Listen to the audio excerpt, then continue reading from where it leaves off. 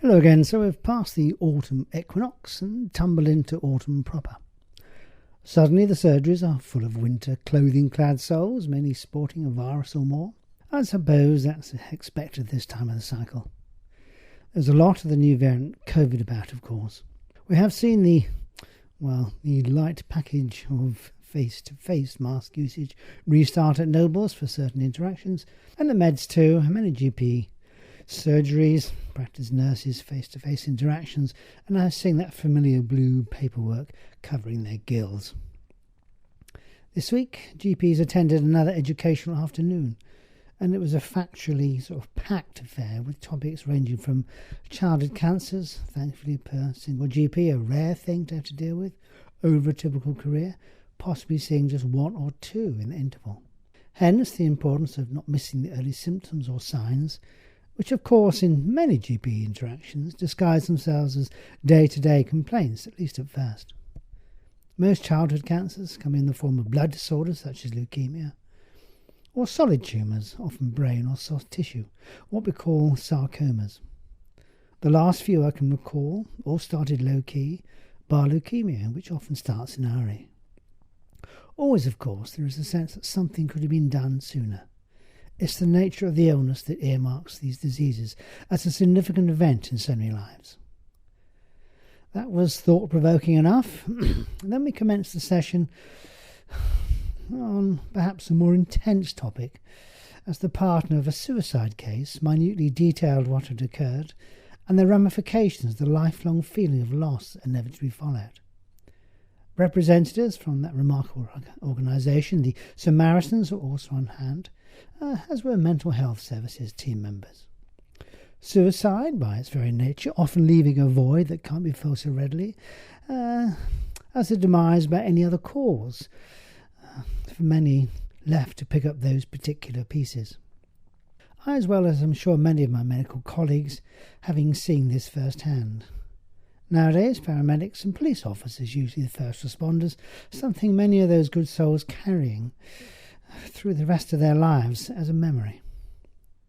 The suicide rates in the UK overall seem to be not varying very much over recent years, even and over and after the COVID pandemic. The same patterns emerge.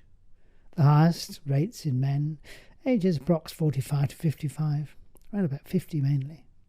The numbers being around 10 or so per 100,000 age-standardised numbers. Gender-wise, 15 per 100,000 for men, 5 per 100,000 for women. For Northern England, it's always been slightly higher, at some 14 per 100,000, likewise Scotland and the Northern Isles. Ireland similar to England and Wales. The Isle of Man similar to our neighbouring jurisdictions, basically. The reasons, well, the usual ones. As always, associated with most cases. Obviously mental health issues, health and financial concerns, relationship problems litter this causation area.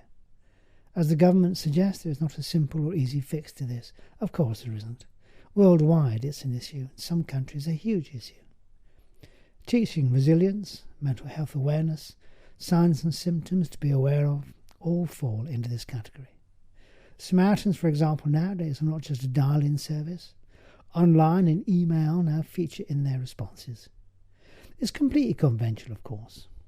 If you call the crisis response team, via mental health services at Nobles, they will of course need more information. These are trained mental health professionals. Other areas of interest could include I'll Listen. Check out their website, I'll Listen. It's full of informative stuff. Then finally, we had an in-depth discussion led by Michelle Moroney, consultant gynecologist at Nobles, of course, for many years now, all about updates to HRT, hormone replacement therapy, and the menopause. More and more women are now coming forward to discuss this as never before, as newer lower-dose varieties of HRT become available. No age-defining cessation of treatment, of course, is one area of interest. I do have several ladies well into their 80s simply refusing to consider even slightly, even once, giving up their HRT. Oh no. The latest, progesterone, is available to those who still need this and those who still have a uterus, a womb, consider being bioequivalent products, identical to your own progesterone, a vegan product even, made from yams even. It's not all good news though, of course, as some ladies cannot use HRT. They've had a previous breast cancer or other hormone-associated tumour. Their cases are a little more complicated. Overall though, it was a packed and long afternoon and a rather a tiring one. So if we are wondering what your GP was up to last Tuesday, it was this, unless of course you know something else. Until next week, cheerio.